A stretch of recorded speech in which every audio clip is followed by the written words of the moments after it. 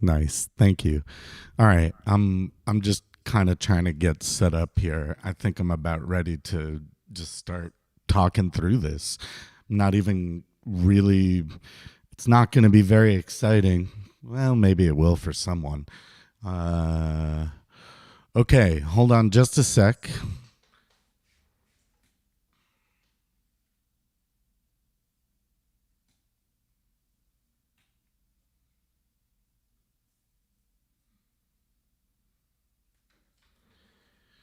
Okay. Cool. I'll keep trying to look over at chat if anybody else joins and anybody's interested. Um, okay. Uh, yeah. So this is my performance system. Um,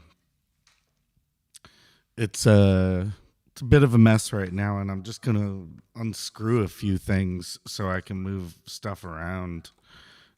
If anyone has any questions while I'm doing this, feel free. But this is probably going to be kind of a pretty boring part.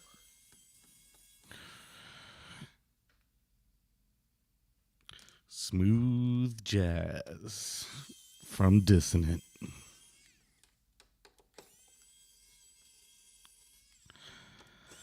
Um, I'm swapping out several modules actually. Um, After my last show, I decided I wanted to change out a few things, a few sounds, but um, not a whole hell of a lot is actually changing from a configuration point of view. It's more voices being swapped out for voices or effects being swapped out for effects. Yeah. Hey, Analog Kid, what's up? And yes, CK, this is a tiny little magical screwdriver that also has a light, if you can see that. And it it is electric and battery powered and charges with USB. Hopefully that's showing in the camera okay. It's kind of awesome. Um, Also, little tip for anyone who does not do this. Uh, I usually only put two screws in per module because I'm an indecisive person and I'm constantly switching around the way my case is organized. So, why put in four?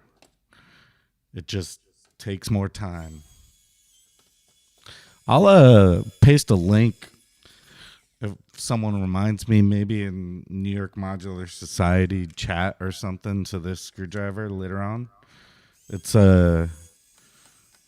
it's definitely awesome. What's cool about it is it's also not too strong. So you can't, it's like impossible to over tighten your screws and damage modules, which is great. Nobody wants to damage modules. You know, I don't know how some of you feel about rack rash, but personally, I don't really care about it. It's not a big deal. You can tell that I do not use washers. Um, I know a lot of people are a lot more sensitive about that than I am. Looks wrong without four, but Nurley's. Yeah, Nurley's, I don't know. I feel like they've got one thing going for them, and that's you can use them. You can screw them in and unscrew them with your fingers, which is really nice. But one, that takes longer. Two, they stick up all over the place. And like, who wants more stuff sticking up? It just gets in the way. So for me, Nurleys are a no go, a total fail. Something I would never use. Not in a million years. Oh no, echo, huh? Is the echo really bad? Let me know if the echo's really bad.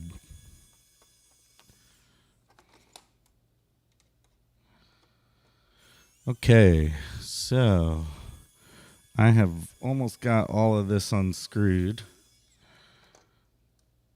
Actually, I've got a few more modules on the top side that I'm going to want to unscrew.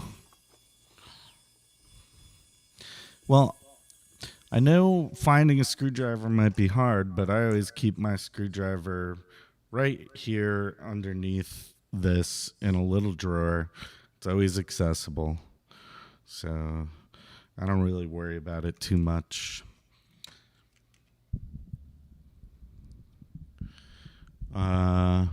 Okay, regular room reverb on the voice of God.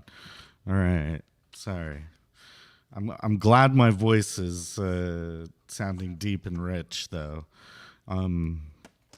Okay, while I'm at this, before I do this, you can shell out for the Bafaco brush, but I find any good old paintbrush does a really good trick for getting rid of the dust on the system. Of course, you know, doing this when you're all patched up and have your settings right, you're gonna like move knobs around and everything, but for the most part, it does a great job. All right. Couple more modules here.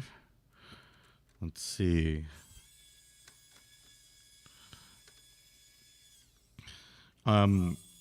So let's see. What am I going to be adding? I'll explain everything that I'm adding when I'm adding it, but I'm removing a few things from my case and adding a few new things. On the chopping block is qubit data bender that is getting removed. It's going to go in my other studio case, my large case. So I'm not getting rid of it as a module. It's still a pretty cool module. It's just for use in performance. I'm not really getting exactly what I want from it. And I have a couple of other ideas. I'm swapping out all my oscillators too. I had, for the last show I did, I had the Loquelica Terratas and the Hertz Donut Mark III. And those are going to get replaced by the Frap Tools Bresno. I don't know, man. I always get the N and the S confused. I don't know where they are. And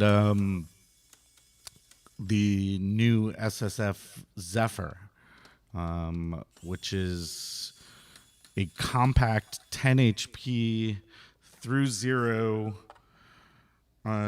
oscillator, through zero FM oscillator with a wave folder and a nifty octave switch. Those of you that know me also are going to be surprised by this next statement. I am temporarily removing the noise plethora and getting away from making my own snare and hats. And I'm going to try out a couple of WMD modules I just picked up to see what they're all about and see if it's something that works for me. Okay, so let's start pulling stuff out. Yeah, so it's BREN. I never know if it's Bresno or Brenzo, but I'm going to trust CK Sample because he's the one who inspired me to actually get the module after I had a little play around with his at KnobCon last year.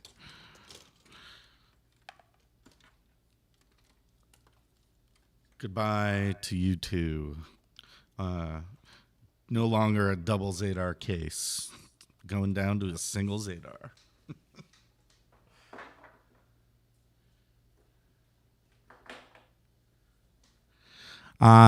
See, that's actually what I should do. I was tempted to get nylon screws a few years back, and I don't know what prevented me from doing it, but it makes sense. because then you don't need a little washer and you're not going to get any rack rash, really. Just makes sense. So yeah, I get pretty good use out of the Droid, actually. Right now, I have plans to get even more use out of it with this new setup, which is one reason I'm changing things out. But right now, I'm primarily using it for. I have 4 Euclidean sequencers set up on it, and then the gates that are on those Euclidean sequencers are also sending out some random voltage whenever that happens. And on each of the Euclidean sequencers, I can control them. If I press the 1 button, I can control the amount of steps with this knob, and then the amount of hits. I don't know. So it'd be like 16 steps with like 5 taps, 5 hits, whatever, around there. So, but the Droid is like stupid capable, and I'm probably going to be using it to sequence a few other things and doing some more complex modulation with it. These 2 mults are going away. They're just passive mults. For anyone that doesn't know what the Droid is, it's basically a full modular system inside of a single module. This is the main module right here, and then these 2 are expanders, and this one over here is an expander. But it's really cool. It doesn't do audio, so it doesn't have oscillators, but it basically, like, you can build all sorts of crazy CV tools within it. That's going fully left. And then this will join it. The crush delay is going to move. And Pons Asinorum is sticking around. Oh, looks like I missed a screw.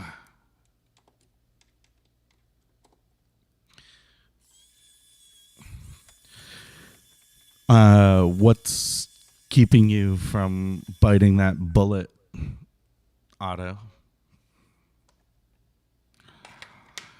All right, so the Geiger counter, which is a lovely module, is getting replaced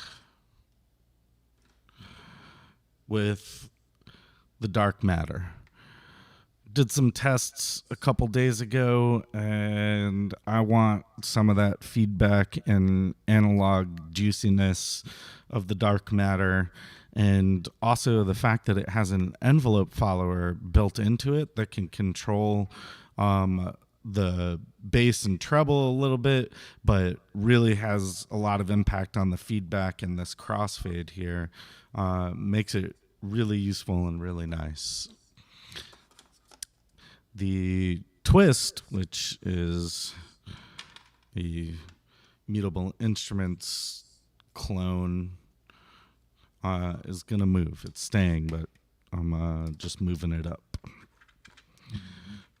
Okay. Let's redo this and the dark matter. All right. The slight verb is not a problem, just makes me sound more ominous. Let me look at my settings. Hold on.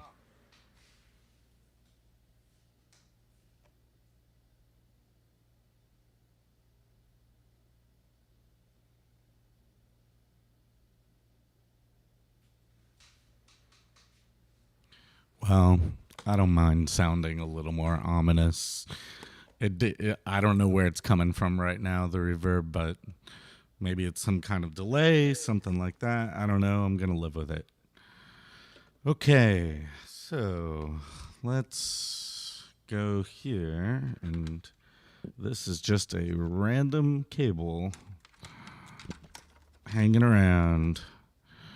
Going to unplug this one and I'll leave that cable. Who cares? It may come in handy someday. And the Arbor is going down here to hang out with some of these folks. Now, some of this case reorg and design is because it's where the modules fit best. Some of it is based around the shortest possible cable runs. Yo, Travarsi, what's happening? How you doing? Nice to see you. Okay, so let's I'm gonna pull out some other modules here. They may go back in, they may not. The Loquelic is going into the studio case. It is not going back in. The Triptych is going into the studio case. All right. And the Tangle Quartet getting removed. Oh man, Travarsi, I'm so excited for KnobCon 2. This year I'll be playing the same room again. Ben the Glorious Bastard's going to be joining me also, which is I'm very excited about. Hopefully you're there and you're playing too, and hopefully we can both see each other and that we don't clash on time. Who knows? You know, it's always a clash. Okay, so let's do a quick unboxing. I hate unboxing videos. The WMD Chimera, or as I have seen with the phonetic pronunciation on their site, Chimera, apparently. All right. That is stuck. Okay. Come on, you. Yay. Yay. New module day. All right. I don't know how I'm going to feel about these. We'll see. We'll see. Right now, I'm excited by the prospects, but I'm actually going to be using this, and I'm going to grab the other one right now too.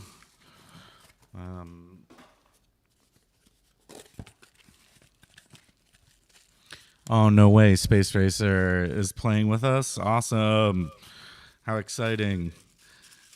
Yeah, we're going to have a pretty damn good lineup there. I'm still looking forward to visiting both rooms. And the Fracture. So I got the Fracture too. Now, I actually got these to use as snare and hi-hats, even though they have a snare and a hi-hat. It's really just, you know, for me, as long as it's close enough to those sounds, I'm good to go. But for me, it's about being able to get a lot of flexibility in the sound design. And out of all their modules, these two seem the weirdest and the most flexible in that regard.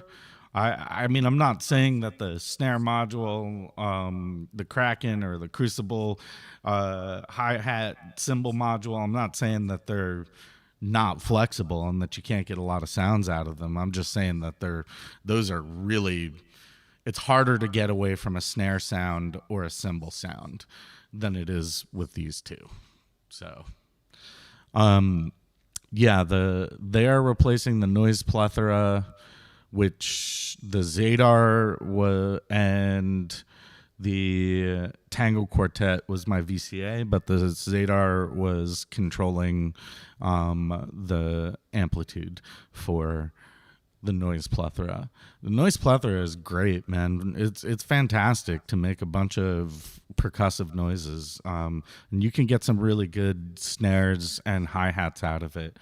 I was just trying to figure out how to fit a few different things into the case, and also maybe, try out a couple new things and see how it goes. So let's start with the fracture.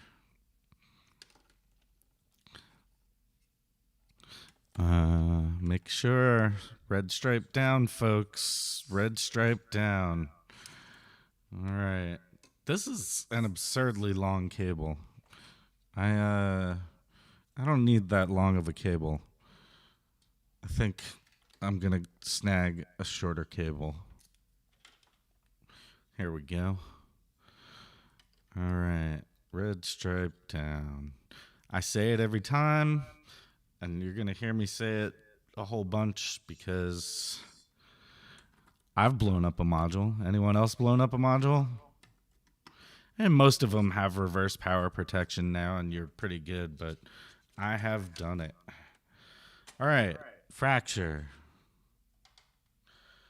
is in, and this is a reasonable length cable.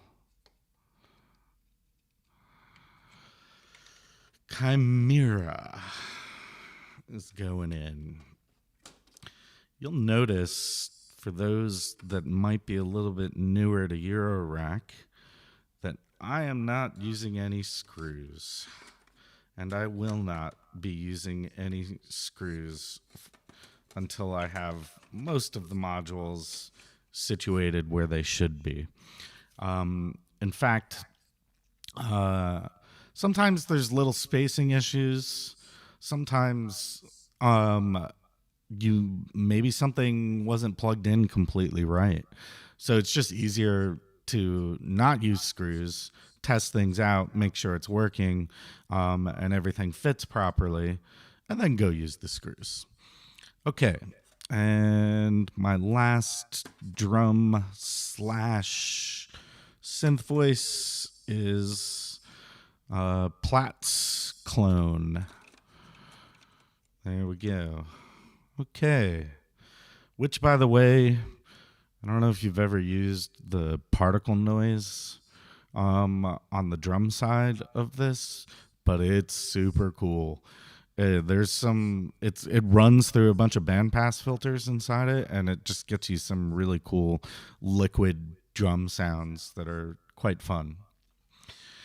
All right. Let's see. What's next? I have a 2 HP space free.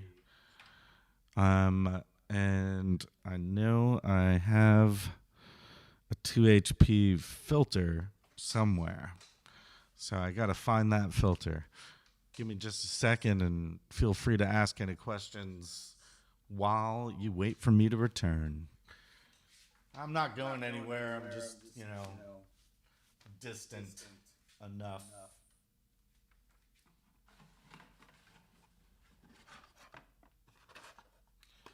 It is not in there.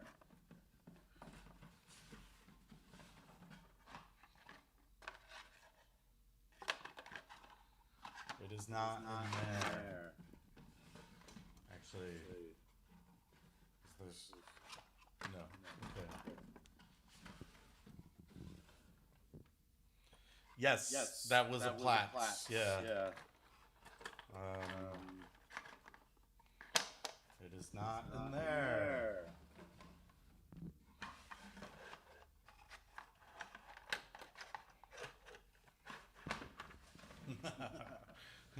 You get to see all of my modules that I'm not using. Okay. No, but I'm going to take this out. I might need it. Okay.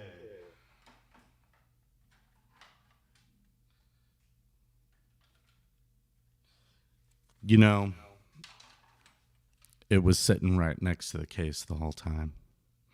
God damn it. There we go.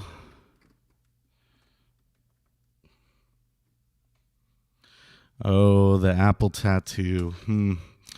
Yeah, New York City. It was the last night that you could smoke in bars in New York. And I happened to be in a bar, drinking, drunk, smoking. Um, and news came through that Steve Jobs died. And it was kind of sad for me. Um, I I worked for Apple for a very short period of time, a really long time ago in the 90s, right when Steve Jobs came back. Nothing fancy. I was just selling computers. That's all. Um, and I don't know. Apple Computer kind of changed my life in a lot of ways and has given me a lot of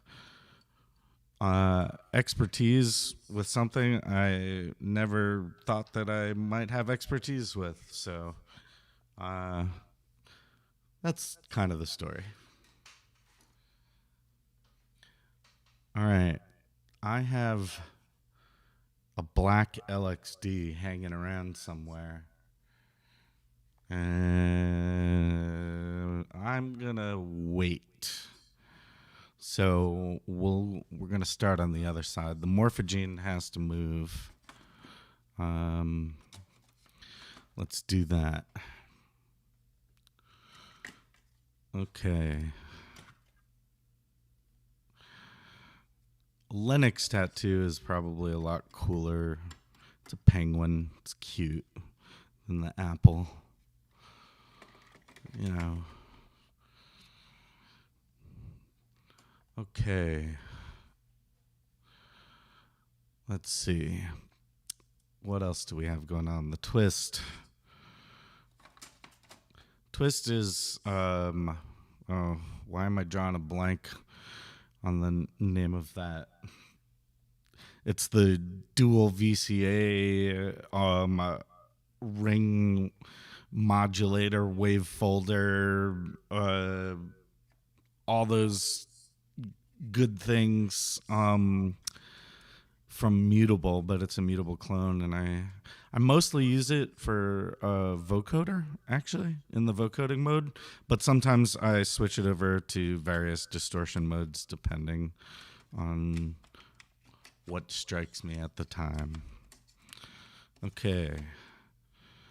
Cool. We are closer.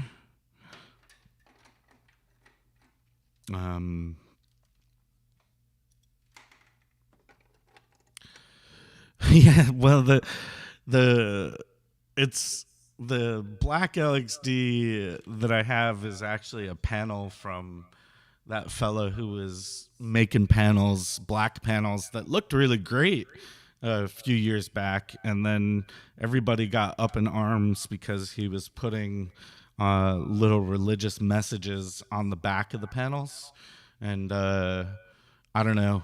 Apparently, he decided he just didn't want to do it anymore. I mean, frankly, I don't care. Like, it was on the back of the panel. Who really cares? I'm not religious in the slightest, but it didn't bother me either. Okay.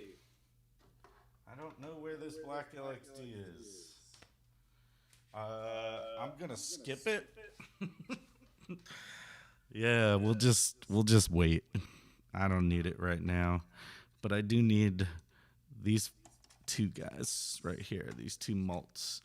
I'm also gonna leave a 4 HP blank space because something might get added later on, and I'm just not sure what I want to put in there right now. So I'll put a blank in there eventually.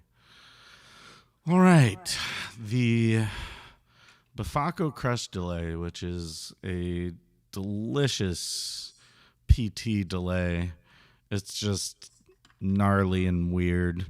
You can't clock it, but it has all the other right CVable things on it. The greatest, I think the coolest things is you have CV control over the input volume, the dry and wet, and the send return. So like kind of a feedback loop that you have CV control over the level on. Also the time and the feedback, but that's pretty common. These three are pretty uncommon. And then these are like weird little things that you can send gates into to really push the delay out of its comfort zone into noise territory. It's pretty cool. And a fun module. All right. Now I need trusty Schwab SVF with the red panel. Apparently he's not making the red panels anymore.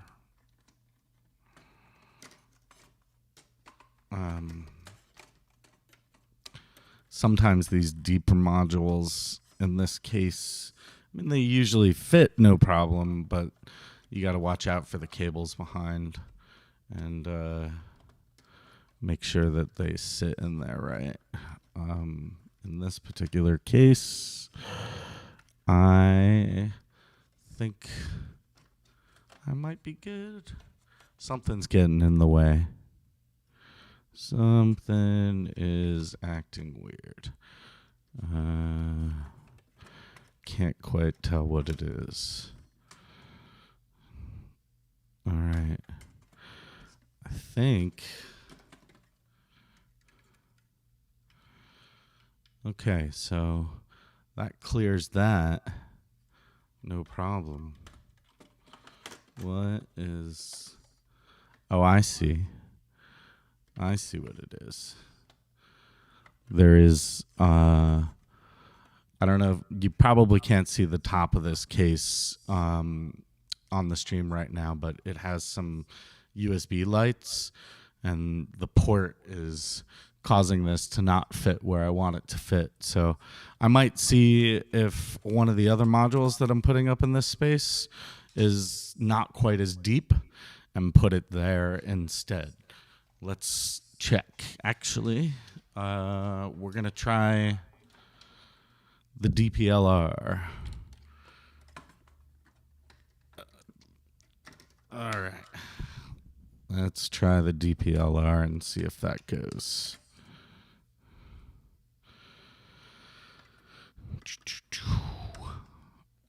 All right.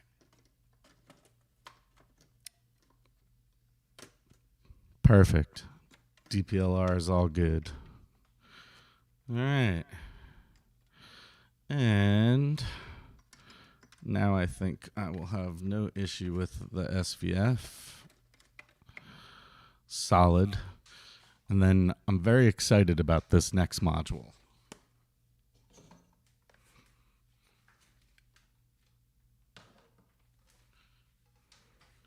I just got it.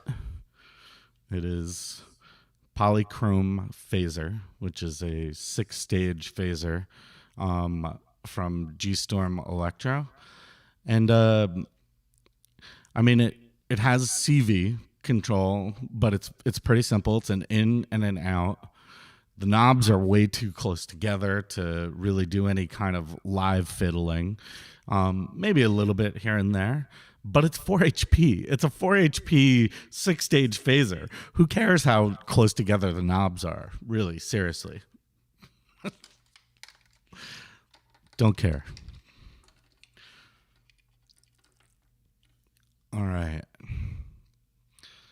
Let's get you together.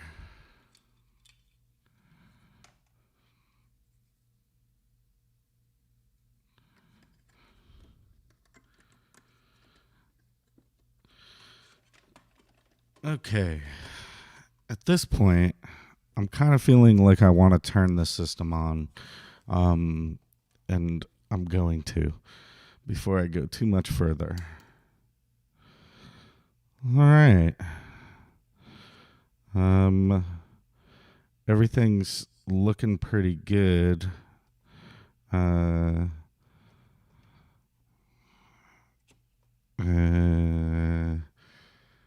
Can't tell with the dark matter right now because it doesn't have any signals going through it, and I don't think any of the LEDs light up. I'm sure it's fine. Um,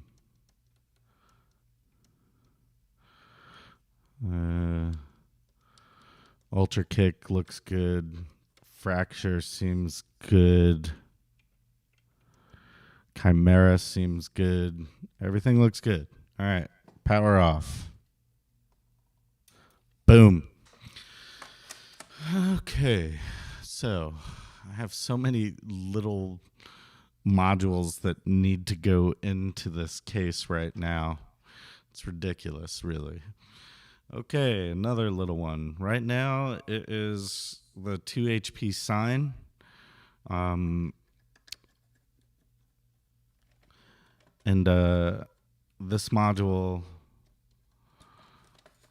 I use purely as a modulator for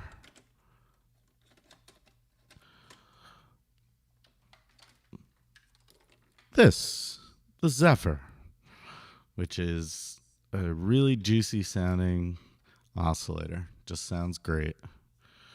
So in goes the Zephyr.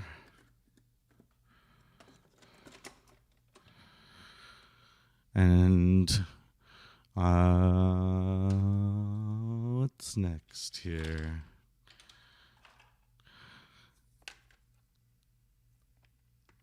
This one is a little tougher. It says red stripe there.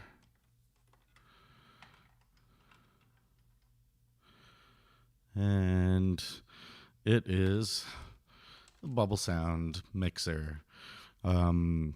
This is a really cool mixer. I don't know if you guys have ever seen this one. It's simple. It's just a mixer, but it's a 6-channel mixer or a 3-channel or 2 3-channel mixers. So you could almost think of it as a stereo 3-channel mixer in 5 HP or a 6-channel mixer or two mono 3-channel mixers, which is probably what I'll use it for the most. Okay.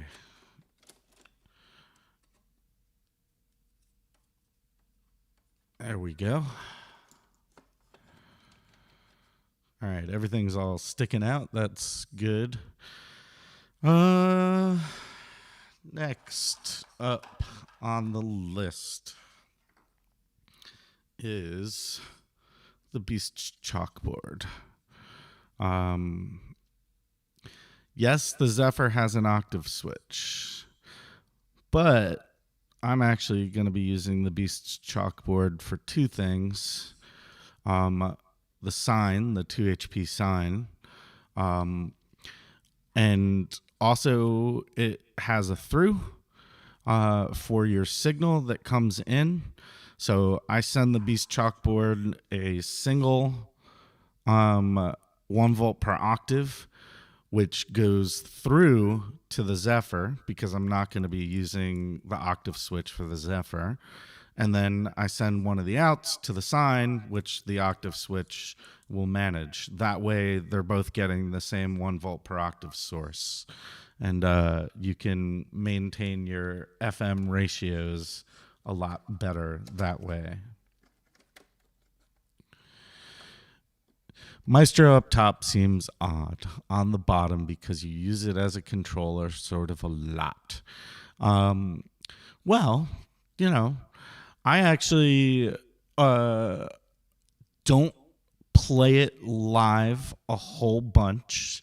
I do switch presets, and switching a preset's pretty quick. And it's also a fairly new addition for me. I'm still learning it and learning to like it.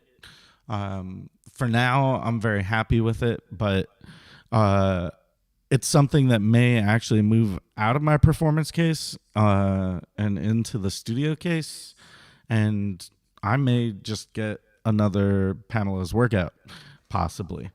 It depends. For me, actually, the main reason I got it was to chain LFO shapes together. And that's why I'm loading presets, because I will make a long chain and a custom LFO that lasts maybe, 1 or 2 bars, sometimes longer.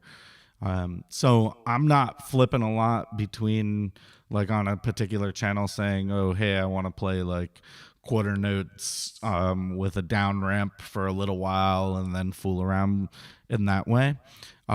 It's a very cool feature. It is very playable. I like that. But for me, it's more like I have a complicated LFO that might, be like 10, 15 different segments. And that's not really something you're going to play live. So, but for that, it's so cool for that. Okay, I got to unscrew a module from my other case.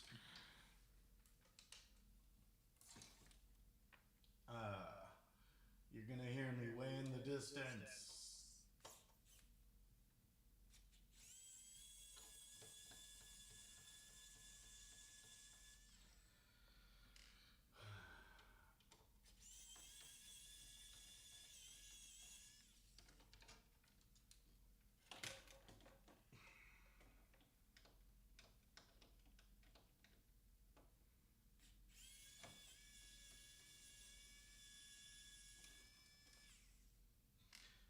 Apologies for the massive bit of silence and uninteresting screen time right now, but clearly I wasn't as prepared as I thought I was for this stream, which really was an impromptu stream anyway. So, all right, so temporarily put you there and you there.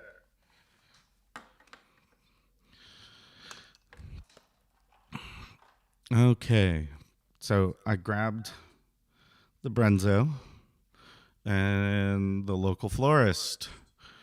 So I removed the triptych, which I really like the triptych. I know a lot of people don't quite get it or understand it, but the triptych's not that hard to understand. It's a very cool module. It is a filter with a built-in VCA on the input and a VCA on the output. And then that filter also has 2 flavors of distortion. Both of them are kind of wave folding, but different kinds.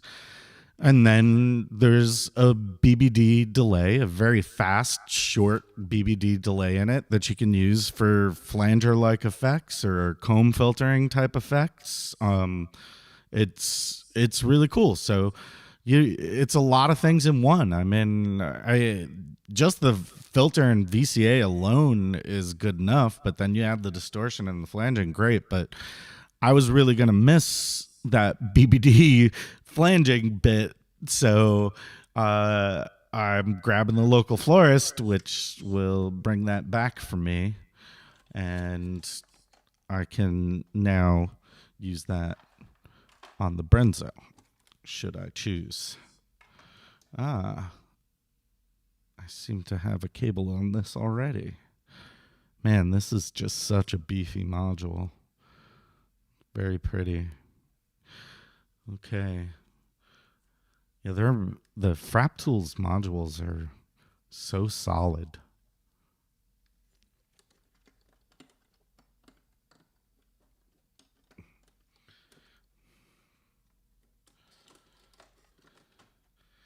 All right. So, except for the LXD, that's everything.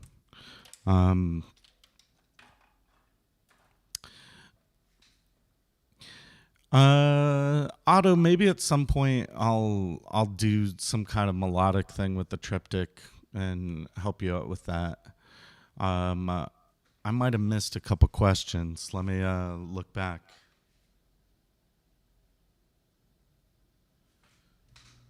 Nope, I didn't miss anything. The last one before that was the Maestro question. Yeah, Triptych is great. Local Florist is also great. Okay, so before I turn everything on, I mean, before I start screwing everything in, I'm going to turn it on and make sure I see a bunch of LEDs. The modules without LEDs, for now, I'm going to assume are working. Everything looks good to me. Yep, all looks good. And I will test audio later as I begin patching. Okay, so turning that off, and now it's time to screw. So, you know, talk time. Feel free to ask more questions right now if you like, because screwing these all in should take a few minutes.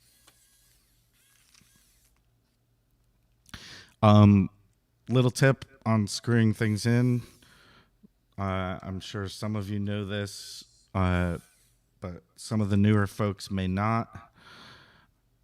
Do not screw your screws all the way down tight as you're putting in modules. Just get them in there, little pilot.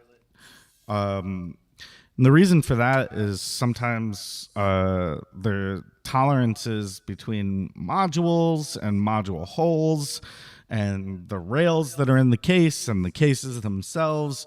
I mean, people do as well as they can. I'm always kind of amazed at how well Eurorack works in that regard, but many times it doesn't. And things might be off a little bit here and there. So if you don't screw things all the way down, you can see how this module still, all these modules move around a little bit. And that allows you to line things up a little bit better. And if you screw things down hard, by the time you get down here, you might not be able to line up a hole with a screw.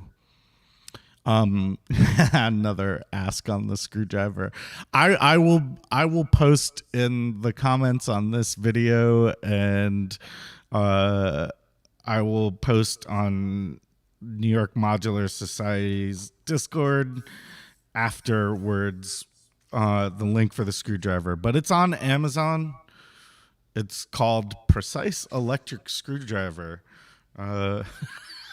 It's such a generic name. There's nothing great about it. It's a cheap screwdriver, but it's small and it's useful. And I don't know if you noticed, but it is magnetic. I don't know if you can see that little screw dangling off there, but here's the screw. Here's the tip. Voila, it stays in place. Very useful.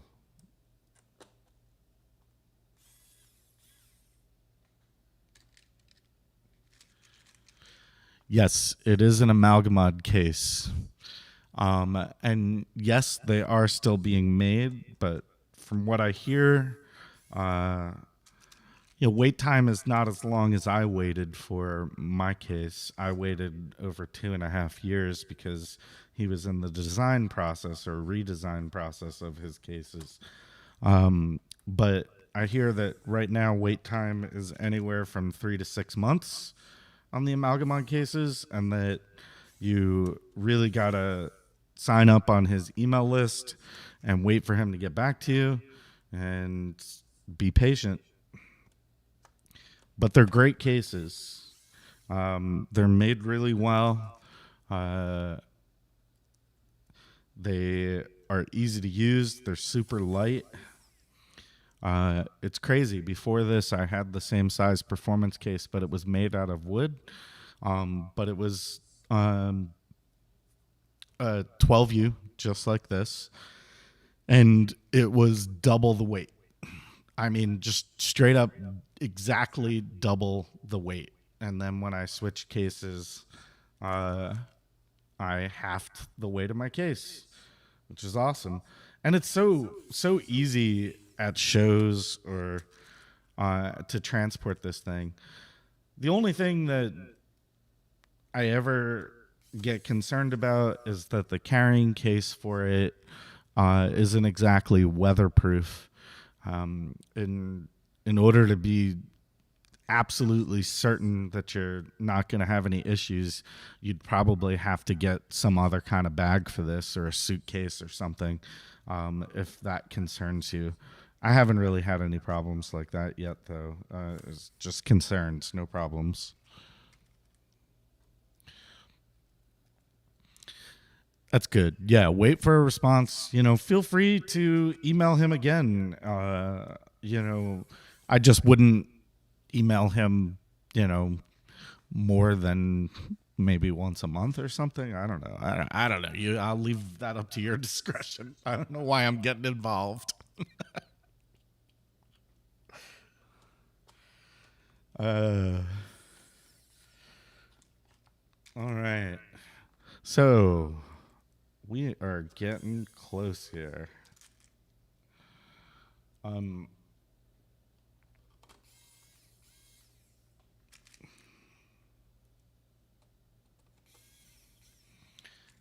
All right. Only a few more to go. Oh, damn it. That's the worst. I hate dropping screws. I never find them until I close the case up and move it.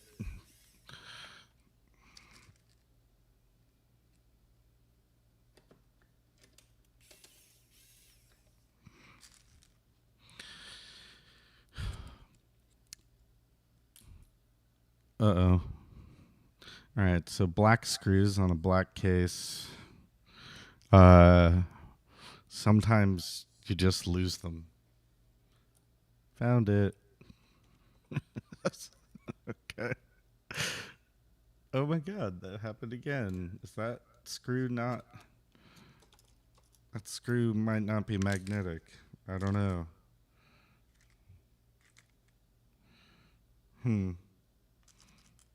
Well, I've got more screws.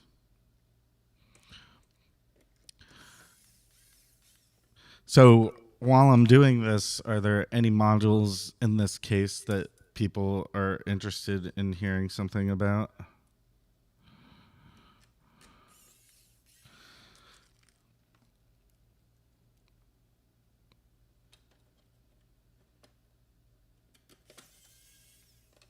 All right.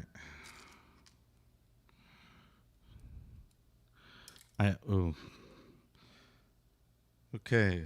I got a whole pack of new screws, and it looks like a lot of them are not sticking. Oh, crap. There we go.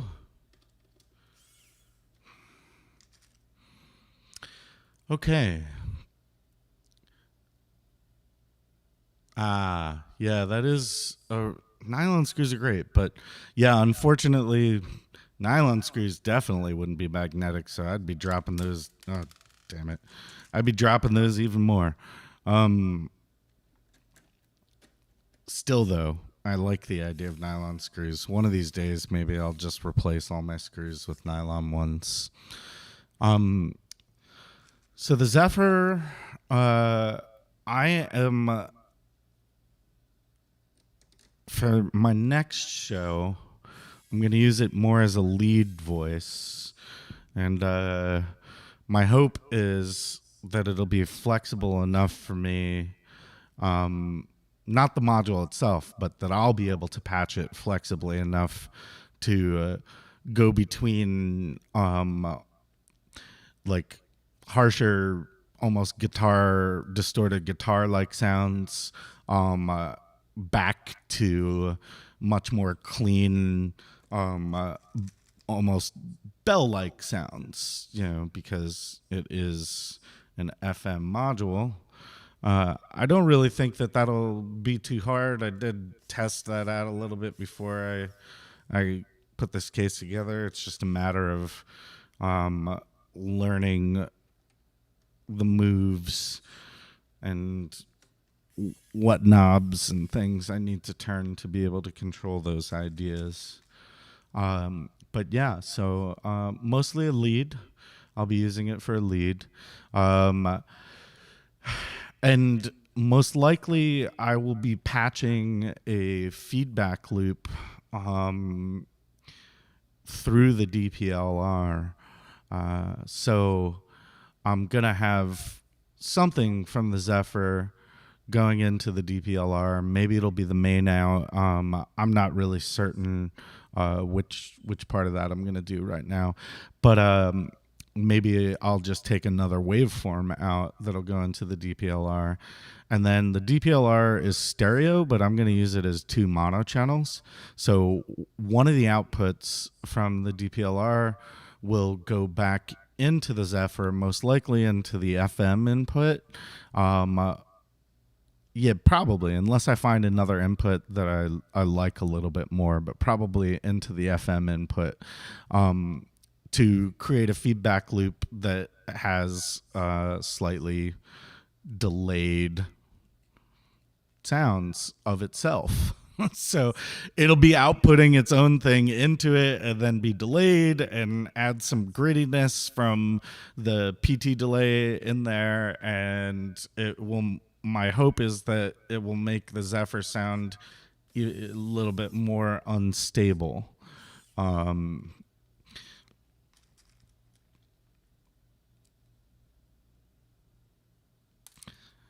Yeah. And I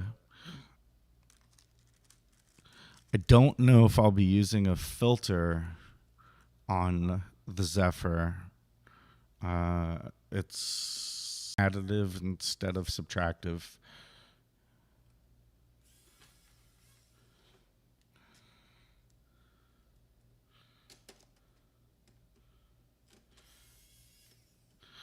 Oh boy. Getting closer. Okay.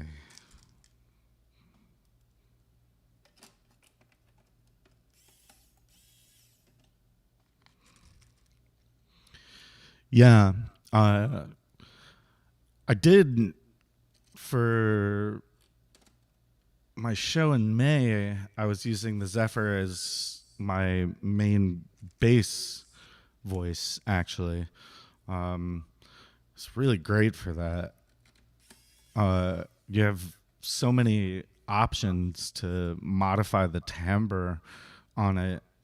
Makes it very fun because through zero with an index knob on it, so you can have your modulation source going into the Zephyr and not hear that FM at all until you turn up the index, which is really cool.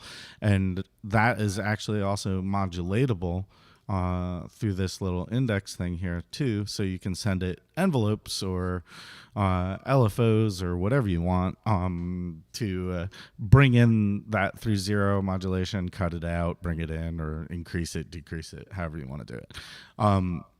But FM, wave folding, and then the Z-Wave knob, which is sort of like a crossfader between the pulse wave and the fold, which is interesting.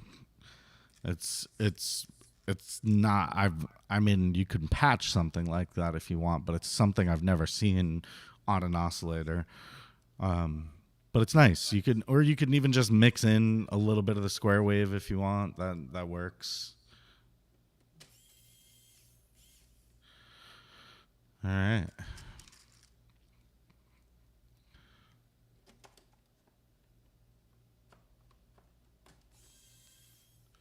So, speaking of tolerances, I don't know how many of you have the Beast's chalkboard, but to me, it seems as if the holes that are on the panel on this are in the wrong place. I always have issues getting this module into every case. Oh, Otto, you absolutely should. Yeah. It's a very cool thing because you can turn uh I don't know, you can well, it depends how you do it, but like say you send envelopes that are not in sync with your main VCA envelope for your voice. If you're sending them with a different rhythm into the FM index, you can get a lot more rhythmic stuff from it. Or if you send it at the same time as your VCA envelope, maybe with a slightly different shape or even the same shape, then you're going to get more filter like effects, like transient type things, which can be super cool.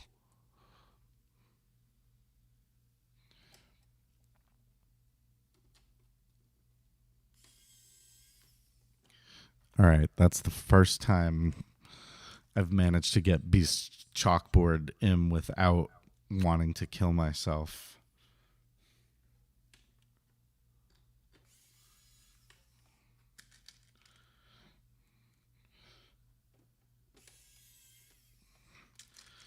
I'm trying to move a little faster now. I'm sorry.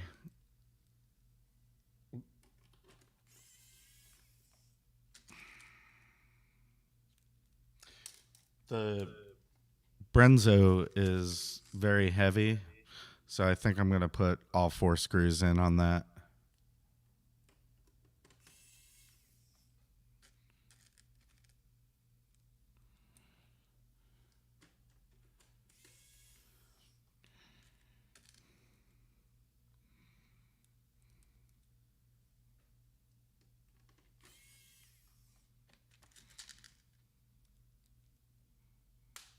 Damn you.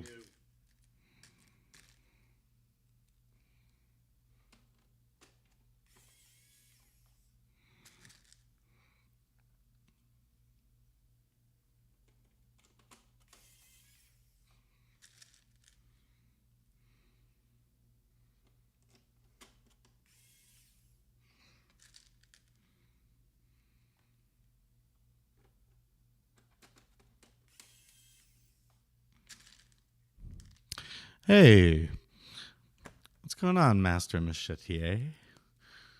Actually, I don't know if I pronounced that right or not, but hopefully I got close enough.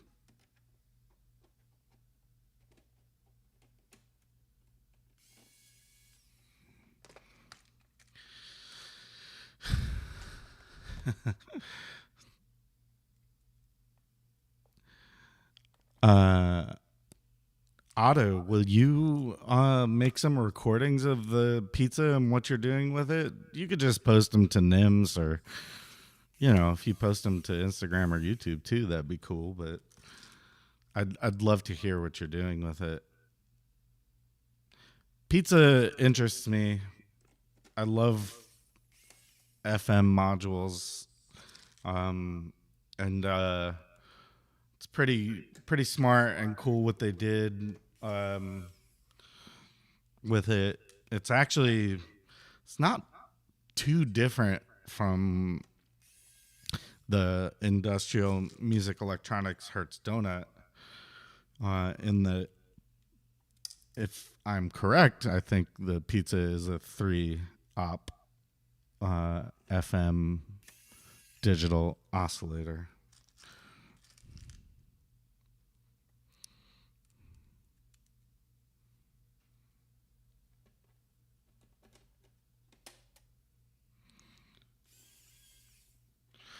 Although, as you can tell, I opted for analog in the performance case for my main voices.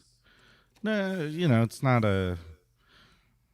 any particular reason. The Zephyr is so rock solid on tuning. I've actually never had a module be that solid that I I'm fine. That's usually one of the reasons why I might go for a digital oscillator in my performance case is for tuning reasons. But I wanted what I could get out of Zephyr and Brenzo for a little while. And it's also just nice to switch things up in your case. If you can, if you have other modules, it's much easier. Especially easier than going out and buying a whole bunch of new things, which, you know, we all love doing. But it's just nice to switch things up. And I wanted a couple of analog asks. Yeah. Saving ratios, very cool. The IME module does that as well, on both modulators. There's the A and the B modulators on it. Can operate completely free, unquantized if you want, or you can set it to ratios.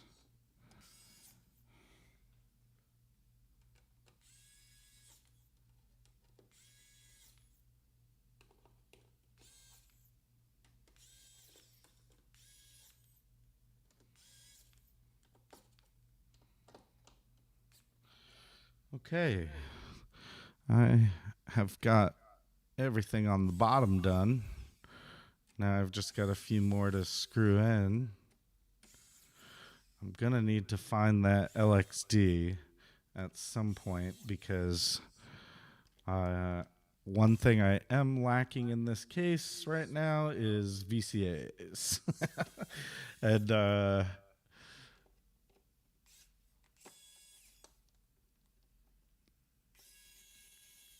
I'd rather have the LXD right now. Oh, damn it. I'm gonna find it because it just occurred to me it's gonna be really hard to get in here if I have everything screwed in. I should have plugged in a cable and let it hang. One moment, please. Ow.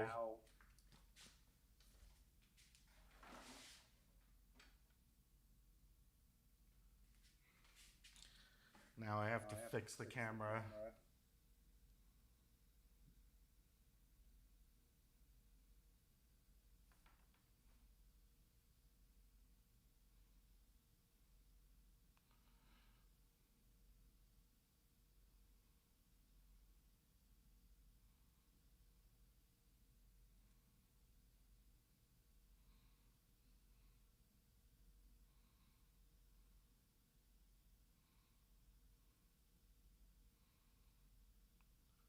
Oh, whatever. I think. Ah, there we go. That's pretty good. All right.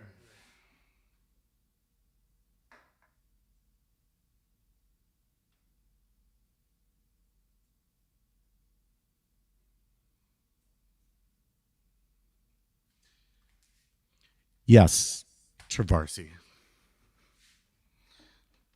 I absolutely will. One of the things that I will be using, I think I just brought it into frame right here, which is the Nano Fireball.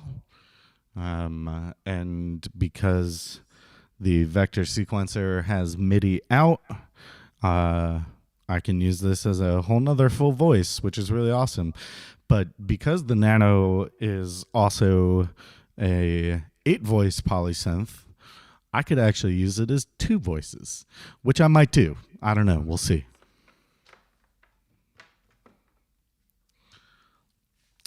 Yeah. I also I've been trying to figure out. We'll see if this works out, but I might be adding vocals.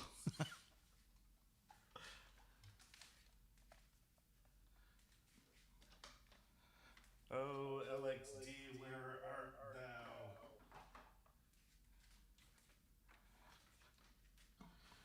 And I have to go through all these again. No.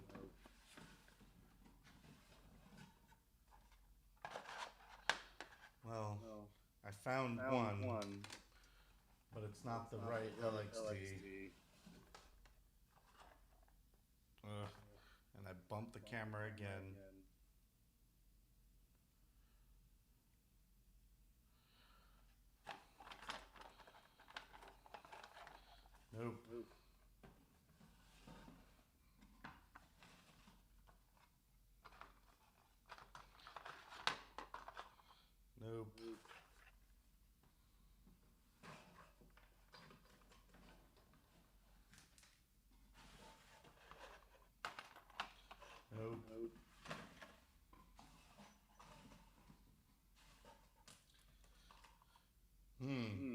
maybe I'll use this as my blank on the case. I'll leave that out there for a moment.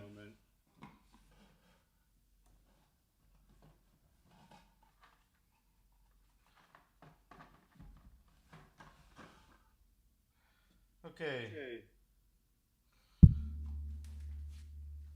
I have no idea where my other LXD is, so I'll figure it out later at some point. I have one here, so I'm just going to use this one.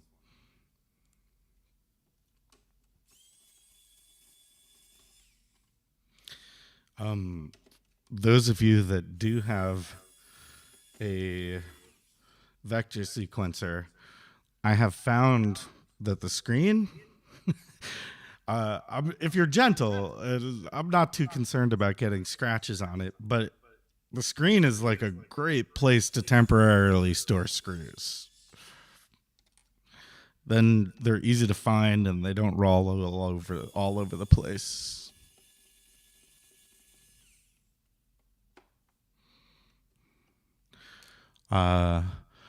You would like to know about the vocal situation. Yeah, well, so would I.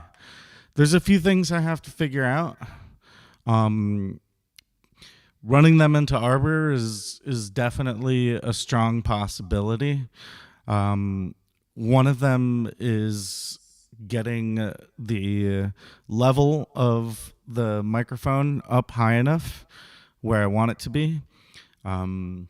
And the other part is, am I going to sing straight with my own voice, maybe a couple of light effects, maybe into things like the Arbor, or am I going to straight up just vocode and become a robot? And if I do vocode, then that also means I need to figure out a way to control the pitch of the vocoder with 1 volt per octave, which limits the amount of other pitch tracks that I can have with the vector if I do that. So I'm going to try to go with my voice. And as far as amplification goes, I have a couple things I want to try out here at home. I have a Roland Go mixer. I use that Roland Go mixer for tuning quite often, actually. I have a tuner app on my iPhone, and I bring the little Roland Go mixer, plug it into the iPhone, and boom. So I may try to use that and see how that works. If that doesn't work, the 4 HP space that I'm leaving in my case will be for some sort of preamp to use an external microphone. And I did find a very cool module. It might be gimmicky, but I don't care. The preamp has a 4-pin input for CB microphones. So I will use the CB microphone, which would be really fun. I can just pretend I'm a trucker while I'm making music.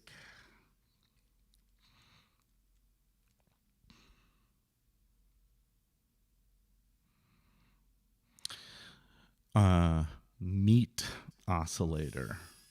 Oh, my my voice. Yes. Can always count on you for those really weird ways, weird but accurate descriptions of things.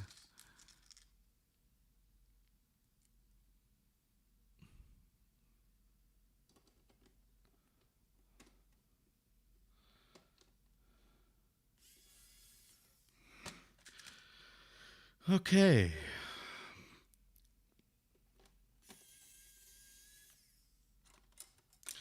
And yes, the Travarsi blank is going in the case.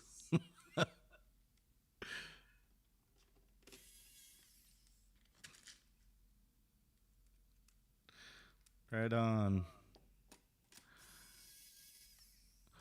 Okay, now I can finally screw everything in nice and tight.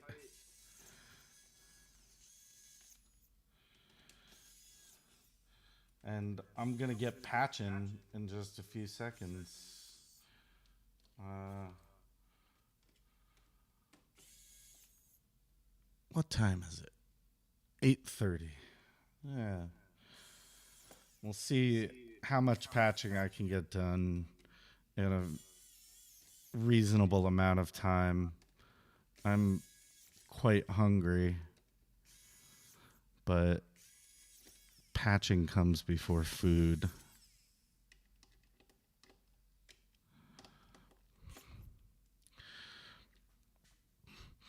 Um, reason for the reorg,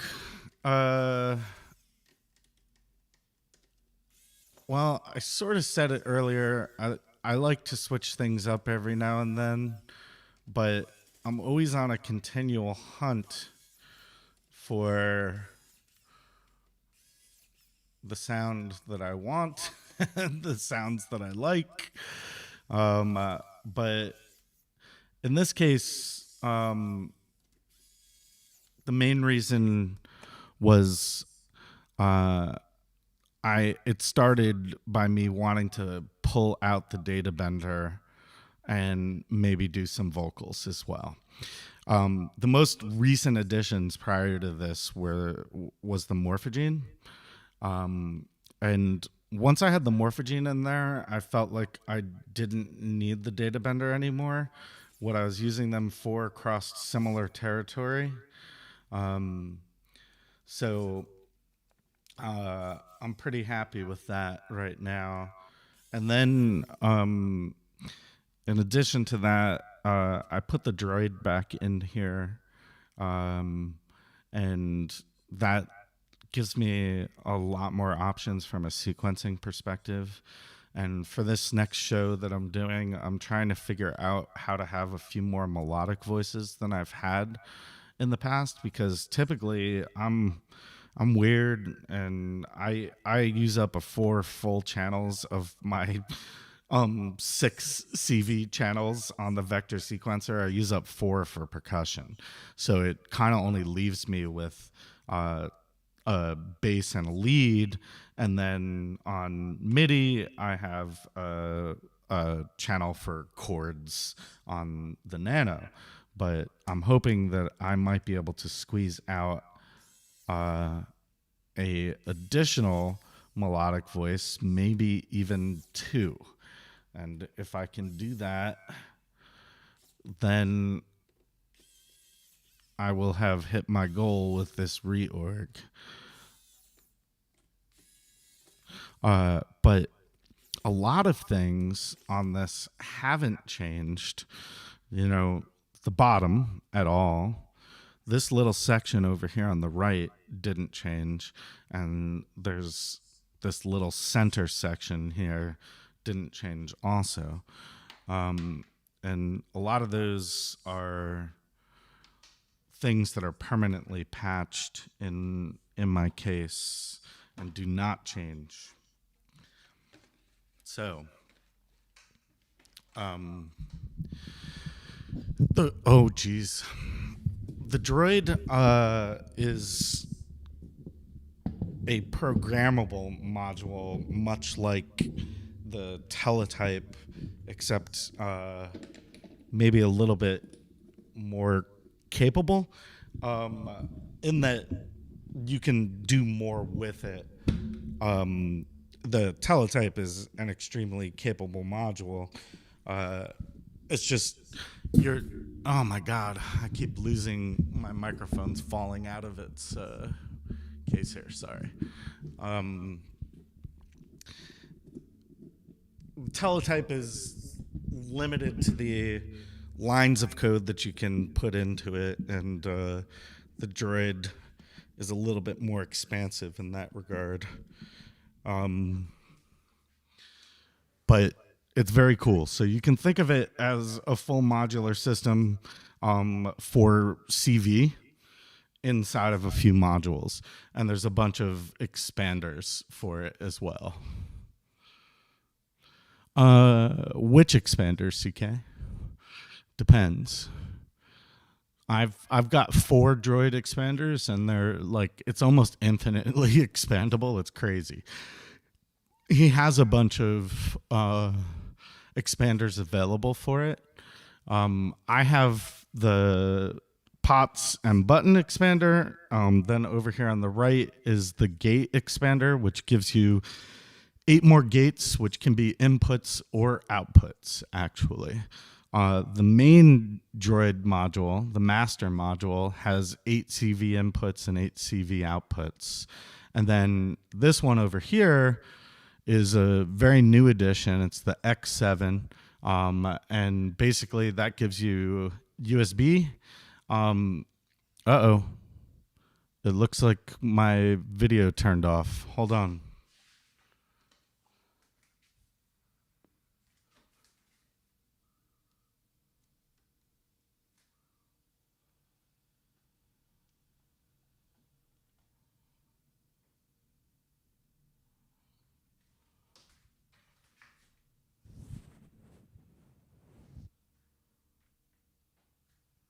Oh my God.